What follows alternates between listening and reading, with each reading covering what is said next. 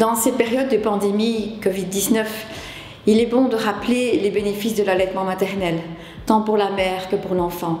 L'allaitement maternel qui est quelque chose de naturel, de physiologique. Il est bénéfique de par ses priorités biologiques, antimicrobiennes, antivirales. Il va doper l'immunité de votre enfant. Vous allez lui apporter tous les anticorps en fait via votre lait maternel et protéger votre bébé.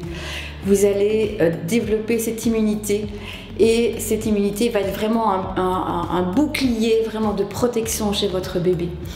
Quand la maman est malade, elle peut être malade durant l'allaitement, avant l'apparition des premiers symptômes de sa maladie, les anticorps vont déjà être fabriqués et être sécrétés dans le lait maternel et déjà protéger votre bébé.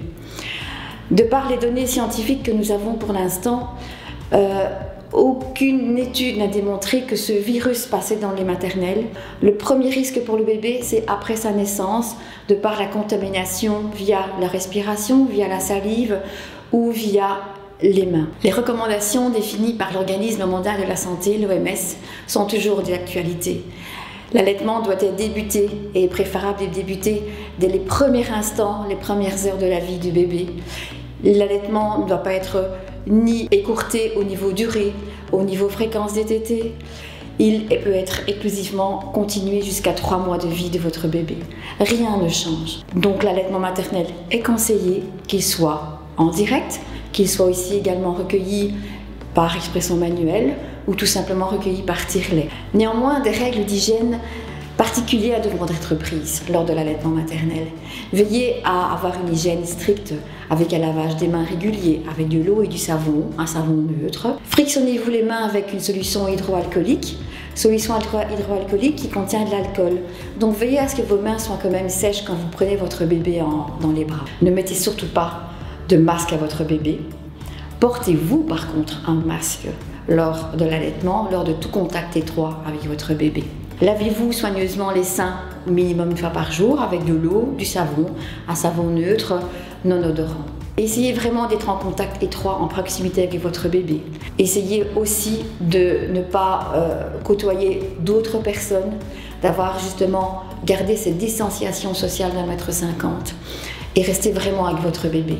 Si pour une infection tout autre que ce virus Covid-19 que la maman peut avoir, si elle est contagieuse, si elle est malade, votre bébé, oui, pourra être malade, mais être protégé surtout par les anticorps de sa maman et via le lait maternel.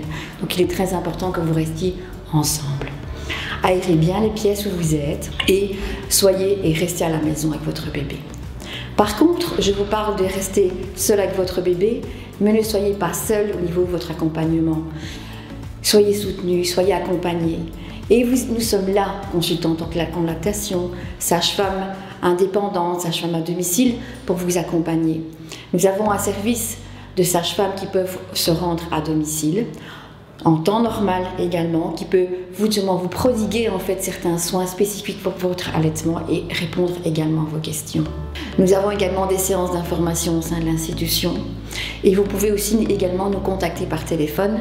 Nous avons des consultantes en lactation au sein du service de la maternité. Nous avons parlé d'allaitement et de Covid-19, mais il ne faut pas passer à côté parfois de certaines difficultés de l'allaitement maternel qui peuvent donner des symptômes un peu similaires au Covid-19, tels que la température, des problèmes de douleur au niveau du sein, un peu de fatigue, un peu de courbature, qui n'est pas en fait des signes significatifs de Covid, mais difficultés d'allaitement. Et il ne faut pas rester seul, il faut qu'on vous aide. Donc voilà pourquoi il faut que vous soyez accompagnés, soutenus. Et en cas d'existence de ces symptômes, consultez-nous, demandez conseil aux sages-femmes, aux gynécologues, pour ne pas avoir de gros problèmes par la suite d'allaitement maternel. Veillez à vivre votre allaitement, qu'il soit réellement un vrai plaisir avec votre bébé, que ce soit un moment magique, de bien-être et des moments vraiment privilégiés à garder avec lui.